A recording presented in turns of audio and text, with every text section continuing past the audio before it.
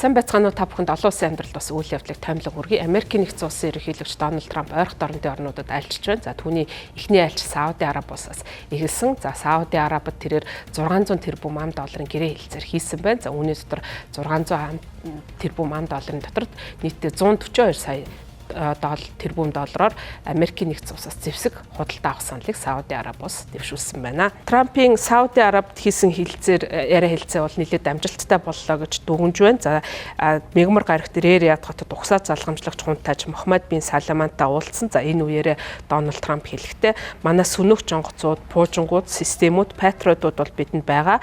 Хамгийн сайн тохиромж би үүнээс гадна та маш олон зүйлийг бол биднээс худалдаж авч байна. За би үүнд бол маш талархалтай байна гэсэн ийм мэдээллийг өгсөн байна. За цагаан ордон бол энэ айлчлалтай холбогдуулан мэдээлэл гаргасан. За мэдээлэл дурдсанаар Америкийн нэгдсэн улс, Сауди Араб стратегийн түншлэлийн харилцаагаа бэхжүүлэхээр энэ удаа тохиролцсон гэдгийг онцолсон байна. За хөрөнгө оруулалтын хүрээнд бол Сауди Араб Америкийн нэгдсэн улсад 600 тэрбум $1 хөрөнгө оруулалт хийн.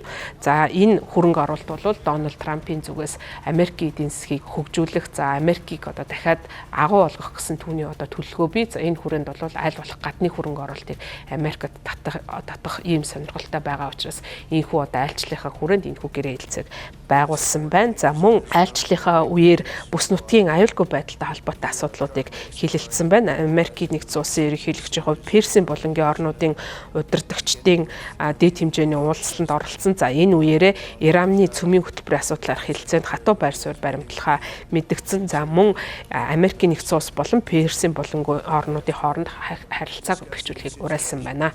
За лав гарагт Персийн болонгийн орнуудын хамтын ажиллагааны зөвлөлийн удирдагчтай хийсэн уулзалтын үеэр Персийн болонтой хэлэлдэг Арабын 6 улсын одоо улс төр эдийн засгийн холбоотой бол хамтын ажиллагаа өрнүүлэх сонирхолтой байгаагаа мэдгдсэн. За энэ одоо уулзалтын үеэр Ирантай холбоотой асуудлыг ярьснаас гадна бол Иран улсад хандаж уриалга гаргасан байна. За тэрээр бол Иран улсыг терроризмыг ивент этгээд зогсоож цус урсгасан прокси буюу одоо төлөөний дан явуулахаа зогсоохыг онцолсон байна. За мөн цөмийн төсөвтэй болох гэсэн энэ хүсэл мөрөөдлөө бүр мөсөн хайж үүнийг баталгаатай зогсоох ёстой гэсэн ийм мэдээллийг хийсэн байна. За Иран улс бол цөмийн төсөвтэй байж болохгүй гэсэн ийм уриалгыг бүс нутгийн аюулгүй байдалтай холбогдуулан мэдгдсэн. За мөн Газын зурвсдах нөхцөл байдлын талаар Трамп хэлэхдээ Персийн болонгийн удирдагчдад хандан аимшигт мөргөлдөөний эцэс болохыг хичээж байна. Барьцаалагдсан Америк иргэнийг судлахад тусалсан хүмүүст бол талархлаа илэрхийлж байна гэсэн ийм мэдээлэл хийсэн байна.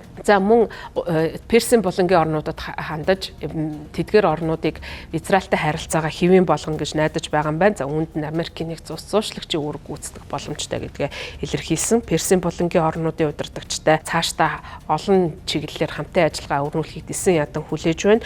За илүү нойр дотн харилцаа тогтно гэж найдаж байгаагаа илэрхийлсэн.